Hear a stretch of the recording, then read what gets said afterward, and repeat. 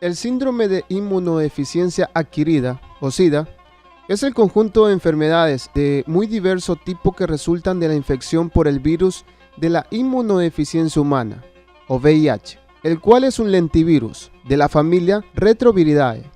Fue descubierto y considerado como el agente de la naciente epidemia de SIDA por el equipo de Luc Montagnier, en Francia, en el año de 1983. Clínicamente, el SIDA es declarado cuando un paciente seropositivo presenta un conteo de linfocitos TCD4 inferior a 200 células por milímetro cúbico de sangre. Cada 1 de diciembre, desde 1988, se conmemora el Día Mundial de Lucha contra el SIDA. Miles de millones de personas han muerto a causa de esta terrible enfermedad. Grandes personalidades no han estado exentas de contraer el virus. Famosos como el actor estadounidense Rock Hudson, la estrella de rock Freddie Mercury, ambos fallecidos, la ex estrella de básquetbol Magic Johnson, aún con vida, o la sensible muerte del cantante de salsa Héctor Lavoe. Quiero de gratis y me deseo salir a verlos pronto en persona, que así espero, y los quiero a todos. Que Dios los bendiga. Chao.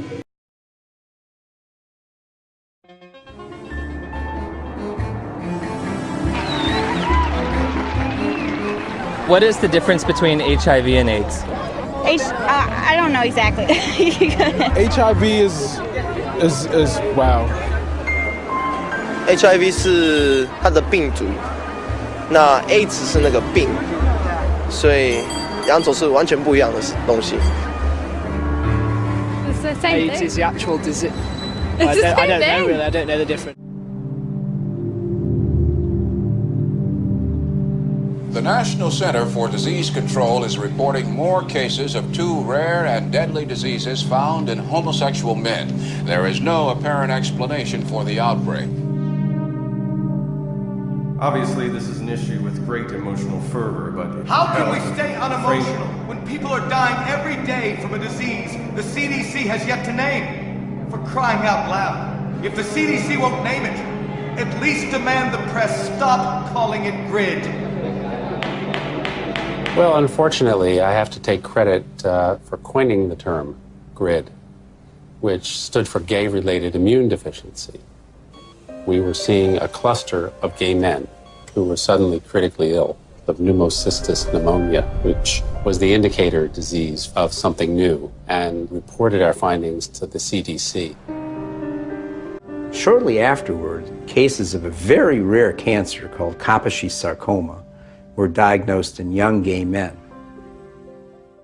The CDC was looking for something like that when it came along. They were looking for it already. They were hoping there was going to be a new plague because polio was over. The CDC's budget was getting decreased. This is back in like the early 80s.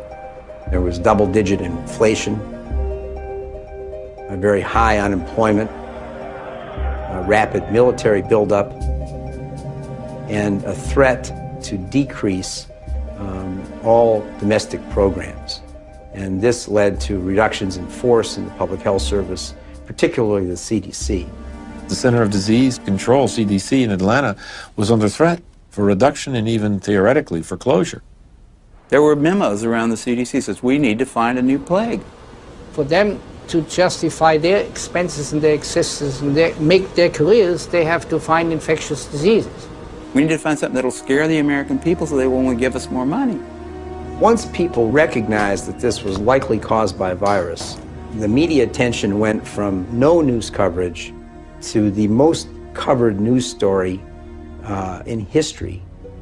People went from neglecting it to fear and panic. Maybe I can get it. Claudia showed me the package insert that comes with the Western blot. It contains 8 different sets of criteria for diagnosing HIV infection. Because of the different criteria that apply in different countries, you can be considered You can test HIV positive in one country and be given an AIDS diagnosis as a result of that, whereas in another country you won't test HIV positive and you won't be given an AIDS diagnosis. It's ludicrous that you can be positive in one country and not positive in another. Theoretically, I could be diagnosed with AIDS in the United States, but if I take 3 steps to my right, I wouldn't be diagnosed with AIDS, or I would lose my AIDS diagnosis when I crossed the border. In 1992, I was encouraged by a doctor to take what's called an HIV test as a matter of social responsibility, and I was shocked and devastated and horrified when the results came back positive. It was one of those moments that everyone fears their whole life.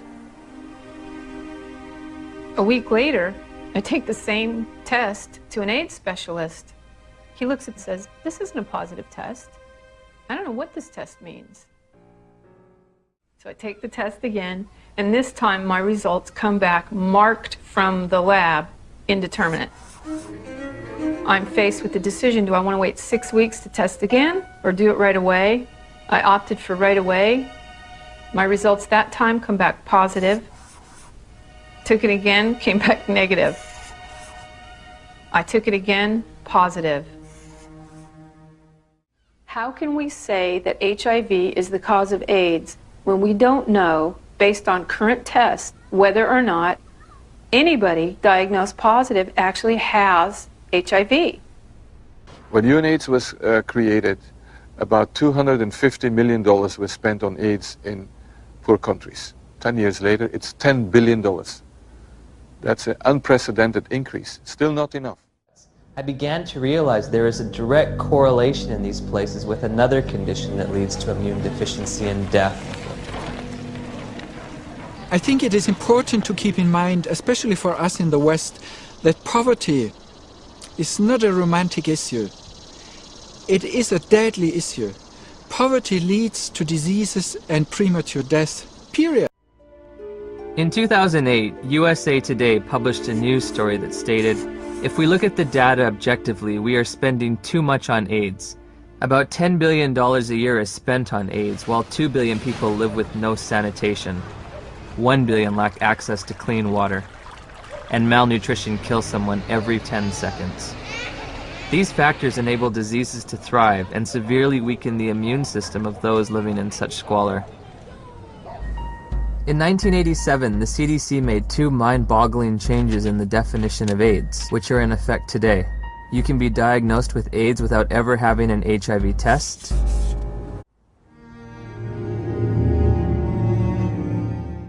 I remember in 1992, after I first tested positive, I became involved in an organization called Women at Risk.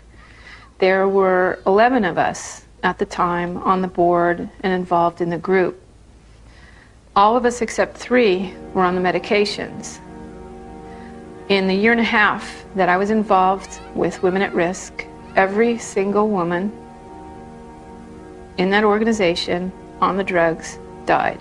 Every single one, except the 3 of us who weren't taking them. Despite the billions spent on the drug, tens of thousands of people with AIDS have died, and now a growing number of studies are questioning the drug's usefulness. In the years that we've been using the cocktail, we've found that there are lots of side effects. In South Africa, I spoke to a couple of pharmacists specializing in HIV treatment. How often do you see side effects in patients? All the time? All the time. Almost all the time.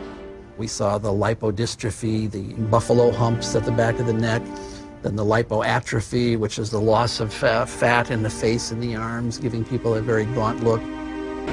With what we have now, the side effects eventually are going to outweigh the benefits. Has a patient ever died from the side effects?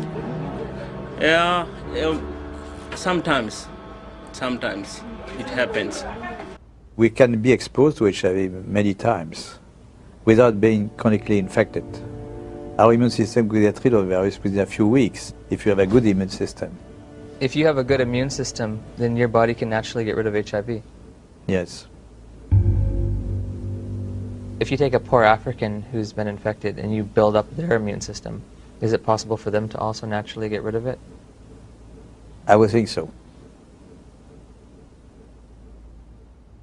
People could have TB and not have HIV and fulfill the Bangui criteria. They'd lose weight, they'd have TB, and they could look like they have AIDS when they don't. I'm fairly certain that in many parts of Africa where there's still little or no testing available, that definition is still used, and I wouldn't be surprised that it's used in the poorer parts of Asia.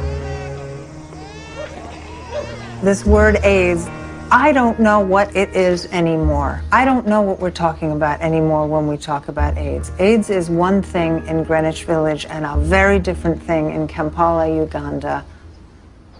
I visited the World Health Organization's website searching for answers and discovered there are currently more than 12 different definitions of AIDS worldwide. So I turned to Dr. James Chin, former head of the WHO's Global HIV Statistics Unit, for an explanation. In some countries, they felt they were a little more sophisticated than in others. And you have, along with the epidemic of HIV, epidemics of HIV/AIDS experts, and some of them will not necessarily adhere to any international definition. They'll make up their own definition. Bluntly stated, we have tests that prove nothing, remedies that kill, and statistics manipulated to the point of absurdity. 90% of global HIV corresponds to areas of great poverty and squalor. Ironically, while we may have been pursuing a phantom killer, a shape-shifting assassin, perhaps the real enemy has been hiding in plain view, clear as day, and as old as time.